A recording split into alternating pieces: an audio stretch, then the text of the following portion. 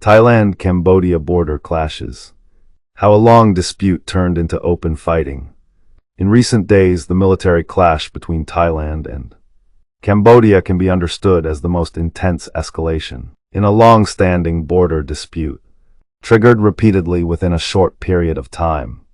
According to reports from multiple media outlets and official statements, the fighting flared up again in early December, earlier this year. Around July, the two sides had reached a fragile ceasefire. But tensions never truly cooled down. Friction along the border, mutual accusations, and military deployments continued to build up quietly. By December 7th, 8, these accumulated pressures finally turned into open and large-scale fighting. One of the most dangerous aspects of this conflict is how it began. Thailand and Cambodia give completely opposite accounts of who fired first. Each side insists that the other launched the initial attack, and that its own forces were only responding in self-defense. The clashes happened near disputed border areas that have been controversial for decades, often involving ancient temple sites, colonial-era maps, and unclear boundary lines. Because of this history, questions like who crossed the line first, or who started it, easily turn into political and nationalist narratives, making compromise much harder. International media point out that these disputed areas have long been emotional symbols for both countries, closely tied to national pride. The conflict became more serious after December 8th, when fighting spread across multiple locations. Thai authorities reported clashes in several border areas early that morning and confirmed injuries among Thai soldiers. They also accused Cambodian forces of firing into Thai territory and using heavier weapons. Media reports indicate that the fighting soon went beyond small arms. Rockets, drones, and airstrikes were reportedly used, marking a clear escalation.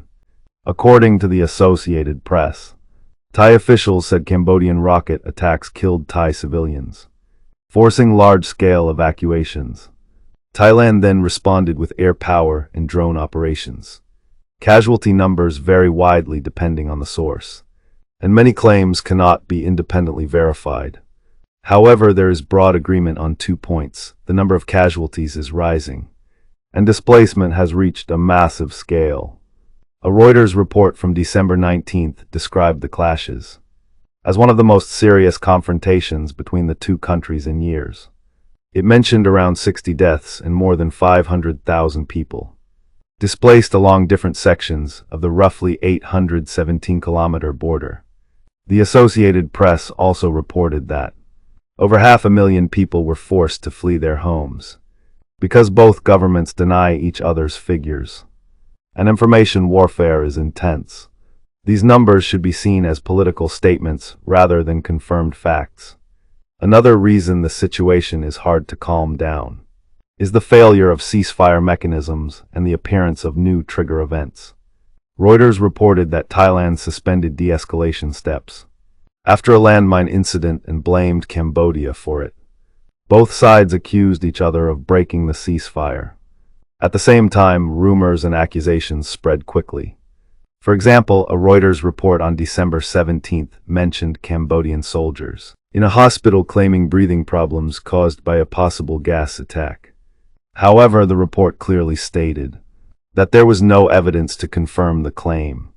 Thailand's Air Force denied using any chemical weapons and called the accusations false. In an environment with almost no trust, even unproven claims can push both sides toward further retaliation. On the diplomatic front, international mediation is speeding up, but whether it can stop the fighting depends on political willingness. Reuters reported that both China and the United States are urging Thailand and Cambodia to commit to a ceasefire ahead of a special ASEAN meeting. Malaysia, the current ASEAN chair, is also pushing for talks and has expressed cautious optimism. The problem is that both governments now treat questions like who must apologize first and who must withdraw first as political red lines. Every new casualty raises the domestic cost of backing down. If this situation can be summarized in one structural conclusion, it is this: the Thailand-Cambodia conflict is not an accident. It is the result of long-standing border disputes amplified by nationalism, Distrust and military pressure. Looking ahead, two factors will be critical. First, whether ASEAN can create a ceasefire plan that is clear, enforceable, and politically acceptable to both sides. Second, whether new incidents, such as landmines, border crossings, misfires, or unverified accusations, will continue to appear. If these risks are not controlled, the conflict is unlikely to end quickly.